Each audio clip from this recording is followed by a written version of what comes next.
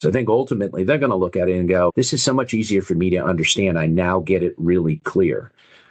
It's a learning curve, right? Like we're all going to have to adopt. But I would tell you that as we go through probably the next 12 months to 18 months, all systems are going to get enhanced. All systems are going to get so much better. It's going to make all of this easier.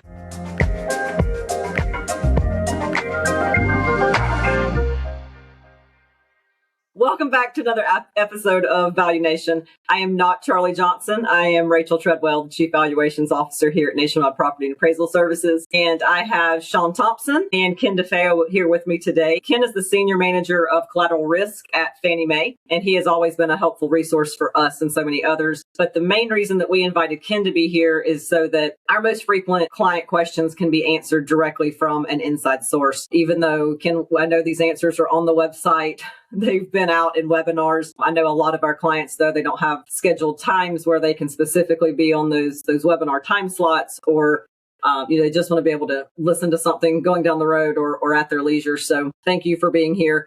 For those who don't know Shawn Thompson, he is an account executive. He has incredibly close relationships with the clients that he serves. And so he hears these questions that are coming in from his lenders that are asking about 3.6 firsthand, probably daily at this point. So thank you for being here, Shawn. Rachel, thank you for the introduction. Ken, I really appreciate you being here, buddy. As Rachel said, I talk to a lot of lender clients daily, and I have been getting a ton of questions. They have started to come in fast and furious because this is coming up, right? November 2nd is the drop dead date.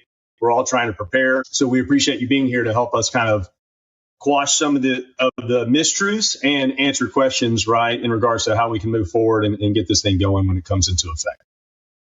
Before I turn it over to these guys, I want to kind of proactively address the most common question that lenders ask pretty much daily, if not hourly at this point.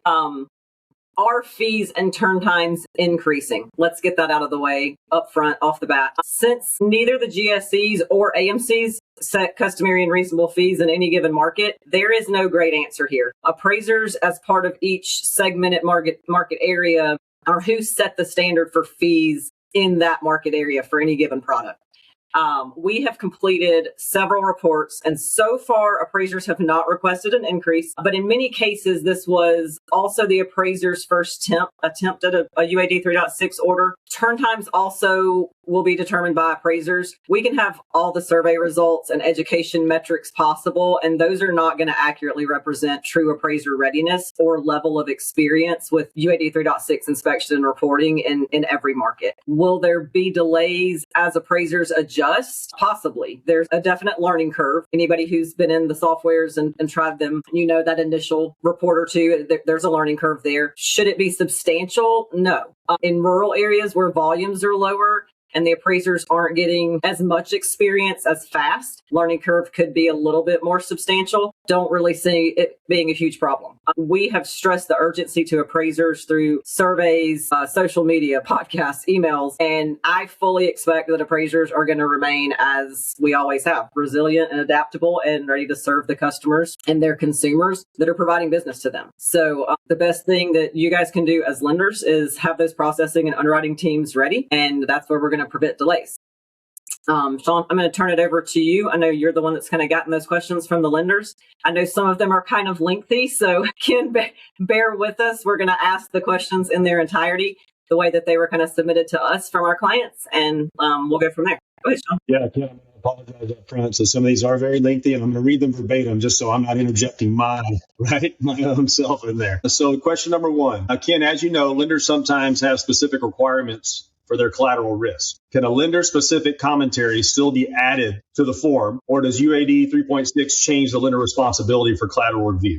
Overlay questions or things that clients want the appraiser to address certainly can be added in. Each section has its own comment section, and then the appraiser can, if the lender should actually ask them to put it in a certain place. The addendum is gone. There's, again, if the client asks me to do something and they're not specific, and the three of us work for the same client, I put it on one page, you put it on a different page, Rachel puts it on another page, right? It's really hard to understand where to look for things. The beauty of 3.6 is it's organized. It's no longer unstructured addendums. We have structured information. If there's certain things you need addressed in the section, make sure you tell them. The appraiser can put that in the commentary. It'd be easy for them to find. That should be very helpful for going forward, is to understand where the information is.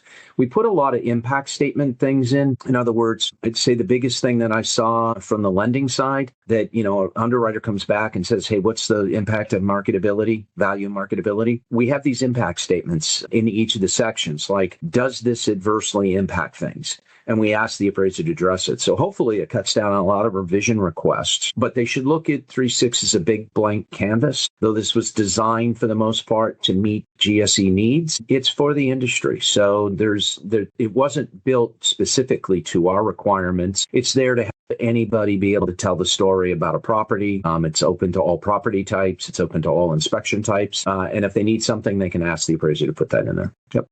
Wonderful. And as you alluded to, right, from a production standpoint for our clients, the underwriters knowing where comments are and not asking for a revision request where one appraiser might put it on page 10 and the other one might put it on page 14. And that costs a day for us to go back and tell an underwriter where that comment is when it's already in the report, right? So that should help speed up production as well.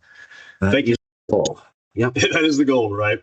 Question number 2. Lenders are also concerned with their underwriting processes, especially in terms of the increased detail and the more than 78 new data fields, such as high-speed internet availability, front door elevation. So many have asked specifically for lists of the most common warnings that the GSEs are seeing on the new UAD 3.6 form. Does Fannie Mae intend to release those outside of the full compliance API you have already released? And can you give the lenders an idea of how to combat those common warnings and explain how the fatal errors prevent submission early from the appraiser? There are two ways for, kind of reduce errors or edits, rules, however we want to call them. Both Fannie and Freddie developed APIs that vendors have attached to. An appraiser can submit to the API. In most cases, the software vendors won't allow you to create the zip file without going and checking against the API. And what that does is it helps clean up the information and ensure that you have a valid XML that can be submitted in and gets absorbed into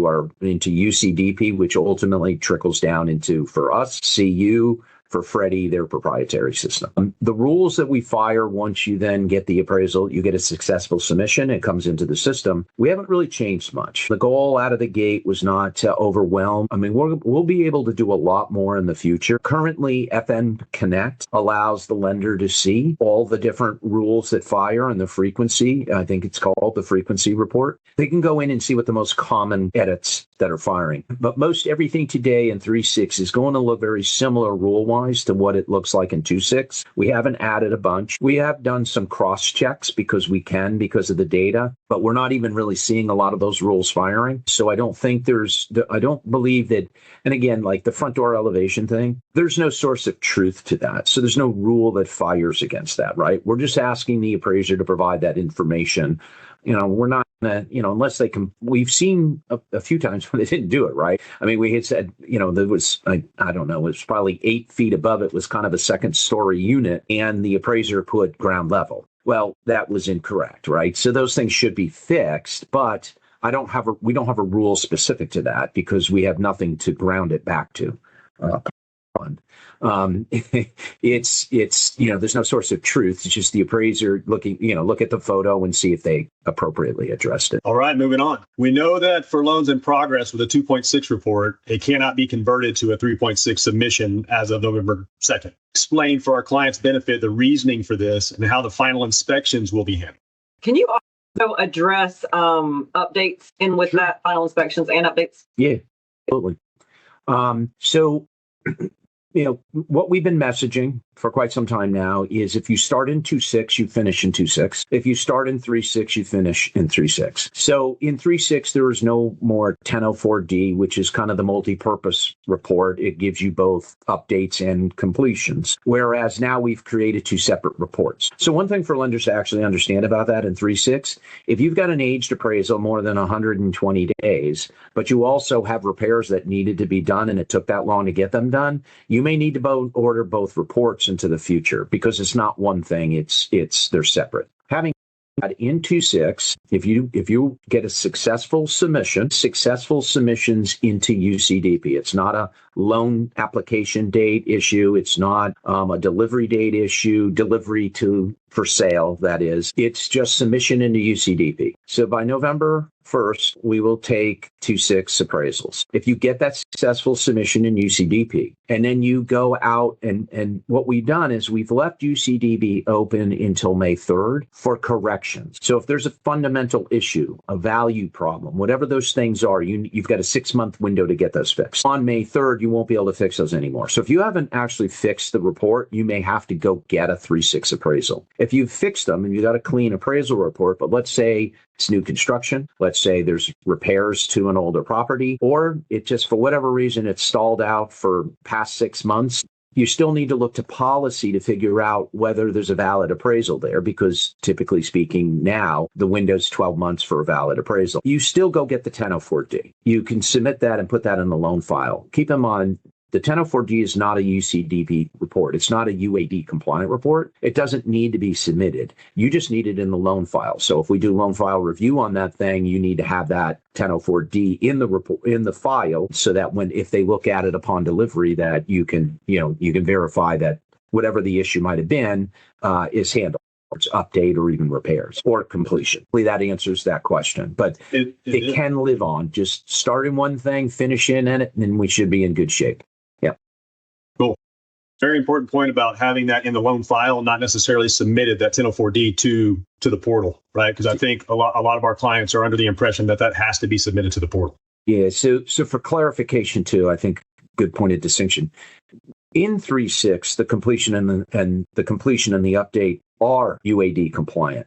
Those do have to be submitted into UCDP. You can't do a crossover. That's the thing. We have designed the UCDP to look at, as it comes in, the XML, and it understands whether it's 2.6 or 3.6. You can't order a 2.6 appraisal and then provide an update in 3.6. It doesn't work. So because it's a different, the doc IDs actually start with different numbers, and you can't commingle because it's set up differently to support different report structures than it is in the 2.6 world, which is just, two forms, condo and single family. And again, the 1004D was never needed to be uploaded. Now you can upload, well, you have to by policy in 3.6 upload either one of those. And then we're able to tie those out. Gives us great visibility. Today, we have no visibility in that. We just hope it's in the loan file. Right. This will give us visibility to the closeout of an update or repair or completion. Yep. Excellent. Thank you for clarifying. Bring a 3.6 order requires the loan officer or the processor not only to be able to read the new output to assist borrowers with submitting, say, an ROV, but know the property type, right? Whether it's single family, condominium, what have you. And the scope of the work, whether it's a full or a hybrid or desktop. What advice do you have for loan officers and even real estate agents to ensure that they are even ordering the proper product in terms of scope of work or property type? I don't, we lived in the form numbers world for a long time. That's gone. Form number is nothing more than a property type.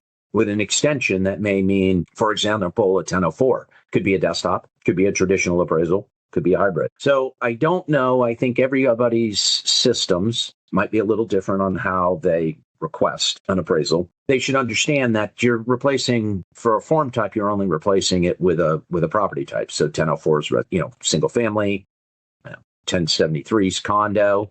You're kind of doing a replacement. So I would say to the appraiser, you would want to let them know that. I can tell you from the origination side, and you guys have probably seen it yourself, not every order cuts across correctly either, right? There's plenty of times in the past you've had to go back, flip something from a 1004 to 1073, vice versa, 1004 to 1025. At least in the new data structure, it's one report. So as long as the appraiser gets the information, knows where to go out, and then appropriately fills out the information, it's kind of irrelevant. It's agnostic to property property type to know what inspection you're looking for. So if it's a traditional appraisal and they need to go to the property, you're going to have to tell them that, right?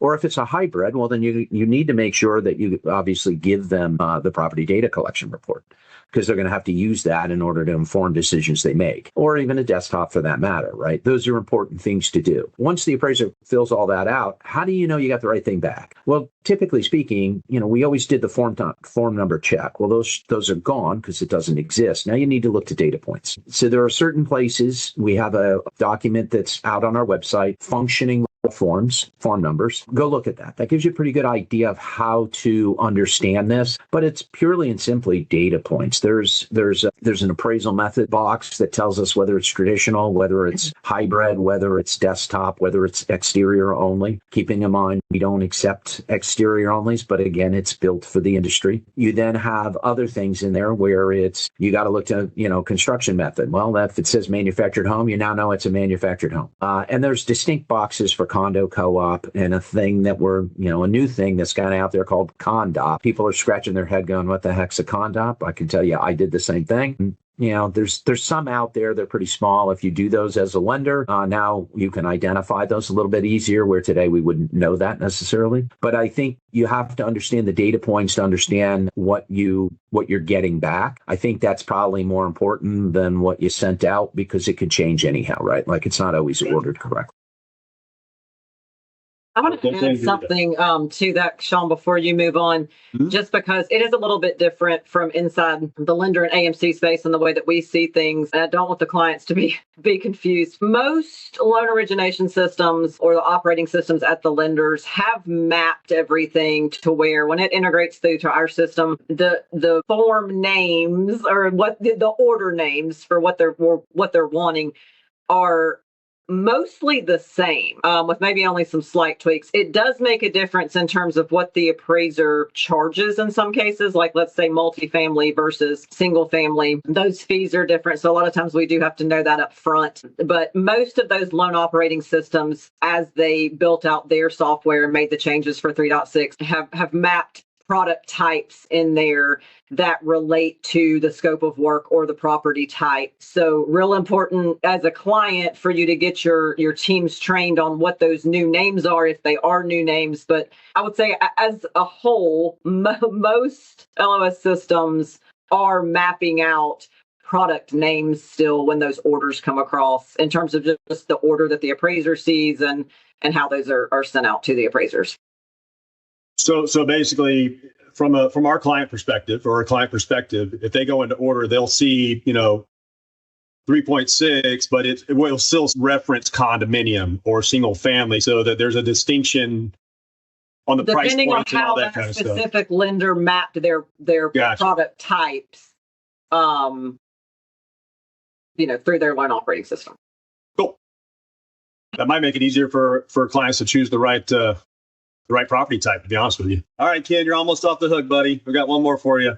No problem. We know lenders who prepare now, or who have already prepared, will be better positioned to keep transactions moving and communicate confidently with the borrowers and the referral partners. Our team is ready and will continue providing updates, educational resources, and guidance through implementation on our nationwide property and appraisal services website. But if loan officers, lender appraisal desk, underwriters, processors, and agents are not ready and only spent an hour in the massive database of GSE readiness kits, what aspects of this change do you feel are most impactful, and where do they find it? Eligibility hasn't really changed. So there's for Fannie Mae anyhow, we have, from a policy perspective, we have what we're calling a 3.6 supplement that they can pull down and go through. Again, it's big, I get it, but it had to change because a lot of things changed in the way the report looks. So for example, kind of policy went down for 2.6. It went down through the sections, one of them being an improvement section. Well, the improvement section is now 3 to 4. I think it's like 4 or 5 actually different sections, because in the improvement section today, they cover some interior items, they cover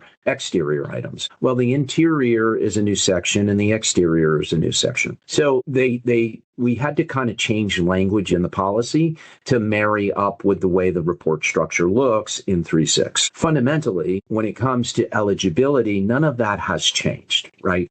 Our policies are pretty consistent in what we've done. Now, we actually have expanded policy a little bit because of 3.6. So for example, you could only have one ADU in the past. Now you can have multiple ADUs because guess why? Now I can see multiple ADUs in 3.6. Before we couldn't. It was a checkbox on the front. For appraisers seeing this as well, I think they want to know, why are we doing this? It's transparency. I can't understand the collateral if I don't have data points to look to. So today on a 1004, you check one box. That doesn't tell me how many ADUs are there. It doesn't tell me the size of the ADU. It doesn't tell me where it is. I can't read the sketch. There's many things that you can't understand that we get better visibility into this. I know they say it's a lot of data points. Underwriters are going to say it's a lot of data points. I think ultimately they're going to look at it and go, this is so much easier for me to understand. I now get it really clear. I think, this first 6 months to a year, it's a learning curve, right? Like we're all going to have to adopt. But I would tell you that as we go through probably the next 12 months to 18 months, all systems are going to get enhanced. All systems are going to get so much better. It's going to make all of this easier. You guys are trying to provide a service to these lenders, and you want to ensure what you provide them is accurate, is understandable. The ability to use technology to do that without the manual intervention is really coming. And that's the win out of all of this. The more, quite honestly, we can remove human touches, the better off we are, because human touches turn into subjective questions.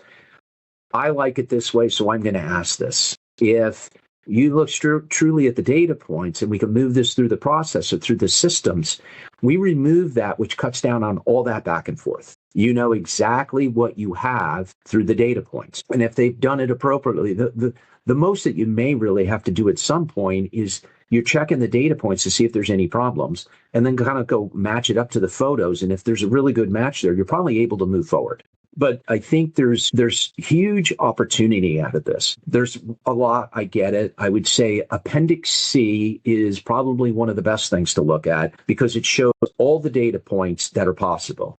Now, keep in mind, it's a big document, and everybody's going to go, this is ridiculous. This is the size of an appraisal report. Not any appraisal report will be every data point that we have in this data set. Keep in mind, we're covering all property types. We're covering all inspection types. So when you've taken all these different reports, the 1004, the 1073, so on and so forth, and we put it into one big thing, yes, things get a little more massive, of course, but it still gets down to the property type, what you need. If you're not in a project, there's no project section. Like there's no reason to enter in that. If you're not in a condo, you're not a PUD. The PUD property information is a little smaller than you get for a condo or a co-op. But these things, everything drives based off of what you have. If you have certain items, they'll be there. Those are the things to learn. Learning Appendix C and then comparing it to Appendix F will be very helpful. Is it going to take time? Sure, it's going to take time.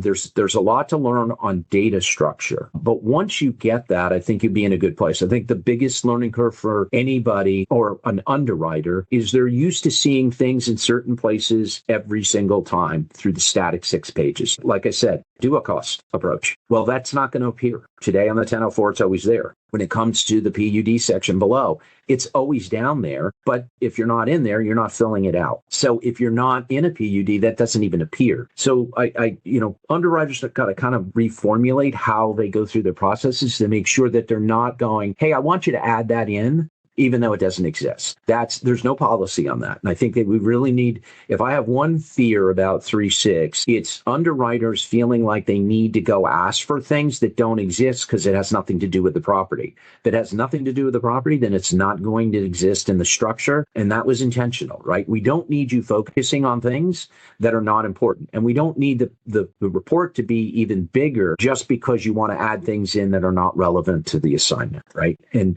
have no impact to value conclusion, right? So those are the biggest things that they need to kind of, and I think as they start to see them, that's why I'm asking every lender, if you can do it today, order everything in 3.6 with the expectation you're not going to get 100% back at 3.6. Start ordering. The more you order, the more it's going to get appraisers prepared. They're kind of waiting back going, well, I'm not really getting any requests. Well, we got to start making the requests. And then they'll start to learn and it'll put this sense of urgency into them. Oh, I guess I better get this done, right? I can tell you the mandate's not going to move. There is no intention, no appetite to move that date at this point. We just can't do it. And everybody needs to get on board. And if we up with more requests getting to the appraiser. They'll get on board. They'll learn the software. Your underwriters will learn the results of what's coming through. That's when we get to a better place, and we, really can limit the questions because you're going to go through the learning curve. I can tell you, I've done several classes with not only appraisers but clients as well on the lending side. And once you see the form, so I started first, explaining the form and going through bullet points, and then showing the form at the end. I'm showing the form right up front, and I think it resonated better with people when you see the form, and then I explain what's going on after. They love the summary on page 1. They can see everything they need, right? Yep. And so, but just to kind of reiterate the sentiment that I think we all three have. This is for the appraisers right here. If you're watching this, the train is leaving the station, and you need to get on because it's go, right? It is. It's go time. Yeah. Those appraisers can't get out there and get that experience if you guys aren't on board and sending those orders through. I mean, this is a learn as you go scenario for these appraisers. So absolutely. Before we wrap, just want to thank Shawn and Ken both for being here and being able to do this for our clients and our lending partners. We are going to continue sharing our own information along with links to Fannie Mae and Freddie Mac resources through our website, nationwideamc.com. Lenders, you can also reach out to your account representative or schedule a collaboration call through our website. If you haven't done so already, please do. If you've learned anything today, give us a like, subscribe, or share it with somebody that you think it might help. You can find Value Nation Podcast on Instagram, Facebook, TikTok, and all major streaming platforms. And be sure to follow Nationwide Property Appraisal Services on LinkedIn or your preferred social media network. And thank you all for listening.